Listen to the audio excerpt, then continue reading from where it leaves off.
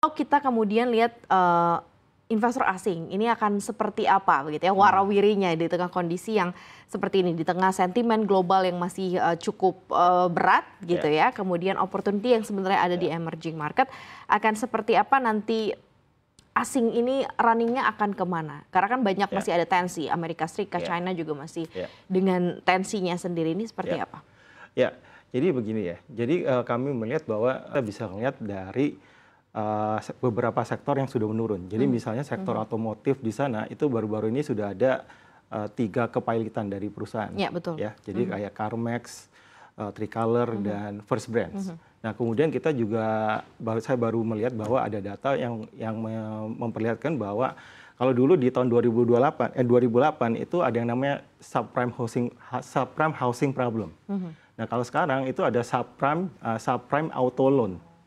Jadi otomotif kredit untuk pemilik auto, tapi yang sebenarnya pemiliknya nggak terlalu berkualitas kualitas kreditnya. Itu juga sudah tinggi sekali.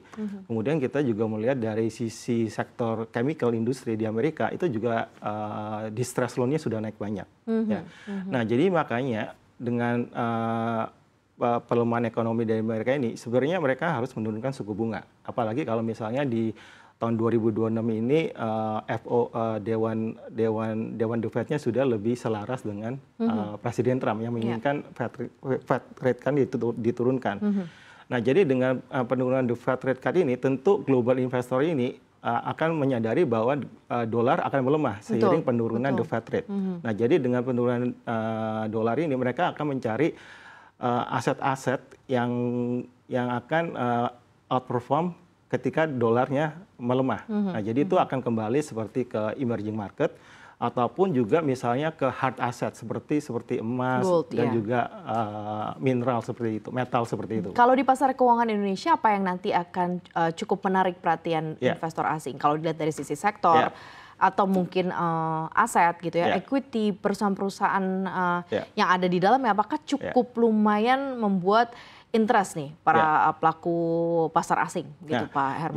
Jadi kita tahu bahwa Indonesia itu salah satu produser komoditi terbesar di dunia, dan kita juga memiliki beberapa mineral resources yang menarik, seperti kita juga produsen emas kan, kita juga produsen timah. Nah, itu tentu produsen-produsen yang berhubungan dengan hard asset ini itu akan sangat menarik dengan prospek pelemahan dolar. Kemudian tadi kita juga sudah juga berbicara tentang menariknya sektor konsumer, karena stimulus dari pemerintah ini sudah berhasil dalam sebulan terakhir itu sudah berhasil menaikkan retail index kita, juga kepercayaan konsumen indeks kita. Jadi itu kedepannya bila tetap bisa dijaga dan ditumbuhkan terus, itu tentu akan sangat menarik untuk minat dari investor-investor asing yang memang ingin masuknya ke emerging market. Gitu. Oke, berarti opportunity-nya besar begitu ya. Kalau dari sisi sektor apa yang paling menarik mungkin sekarang kalau dari investor asing sendiri? Nah, ya tadi sektor consumer, kemudian sektor metal mining, kemudian juga yang harus diperhatikan, yang pasti menjadi perhatian investor asing maupun domestik, itu adalah mengenai pertumbuhan kredit kita, pertumbuhan kredit Indonesia. Jadi terakhir kan udah naik sedikit ke 7,8%. Nah, apabila pertumbuhan kredit ini bisa naik mungkin ke 8, 9, 10%, itu menunjukkan bahwa multiplier dari pertumbuhan kredit ini akan besar sekali, sehingga pertumbuhan ekonomi kita akan lebih bagus lagi. Nah, itu yang akan dimonitor oleh investor asing dari sisi pertumbuhan kredit sektor perbankan. Bila ini sustainable naik, itu akan sangat bagus sekali. Oke. Kalau di tahun 2025 ini Pak Herman, kalau melihat dari portonya para investor ini, mereka lebih dominate kemana sih? Kalau tadi kan Pak Herman bilang sebenarnya opportunity ada di fixed income dan untuk equity bisa mulai cicil. Tapi kalau sepanjang tahun 2025 ini seperti apa mereka mengatur portonya? Apakah cukup terjadi switching, kemudian rebalancing lagi mereka merubah begitu ya jenis porto atau aset mereka, ini seperti apa Pak? Jadi kalau kita ngelihat dari perkembangan industri reksadana dari bulan Januari sampai Oktober, itu reksadana pendapatan tetap yang pertumbuhannya sangat tinggi, ya, karena mereka investor-investor ini sudah melihat pada awal tahun ini bahwa BI akan menurunkan suku bunga, dan memang sudah menurunkan suku bunga sebesar 125 bips kan. Nah, ke depannya kami masih melihat BI bisa menurunkan 1-2 kali lagi sampai pertengahan pertama 2026. Mungkin dengan sisa yang masih ada 2 kali lagi ini mungkin ada beberapa investor yang sudah mulai switching ke reksadana saham.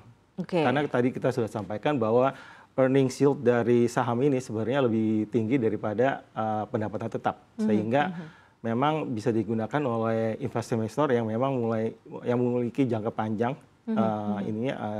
horizonnya, dan juga yang bisa terbiasa dengan fluktuasi di pasar saham.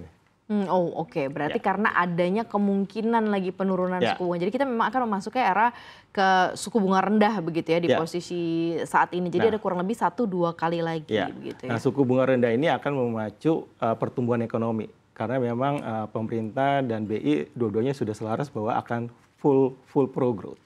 Pro growth ya. Makanya cutting rate-nya lumayan banyak dan masih ada potensi lagi untuk 2 kali lagi begitu ya. Nah, ini akan seperti apa strategi yang harusnya mulai dilakukan ya oleh investor nih memasuki tahun 2026, artinya pasar equity berarti udah mulai dilirik gitu reksadana saham pun juga sudah mulai jadi idola begitu ya di tengah pemerintah yang pro growth. Berarti kan ini masih akan cukup berkesinambungan nih di tahun depan nih Pak Herman. Ini harus seperti apa nih strategi investasinya?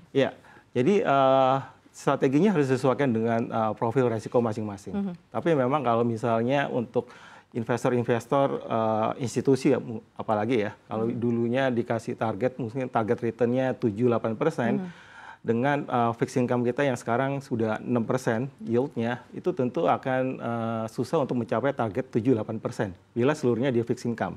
Ya kan? Jadi sudah mulai disarankan ada exposure ke pasar sahamnya, karena pasar saham ini return-nya earnings yield-nya masih tinggi sekali kan. Jadi itu bisa menutupi target dari masing-masing institusi tersebut. Dan juga yang tadi kami sudah sampaikan bahwa investor-investor global ini tentunya juga akan mencari yield yang menarik, baik dari sisi obligasi ataupun saham. Dan saham ini menarik, mereka akan kecenderungannya masuk ke Indonesia ke saham, karena dari tesisnya pemerintah ini sedang pro growth untuk mendorong pertumbuhan ekonomi mencapai 6% kan.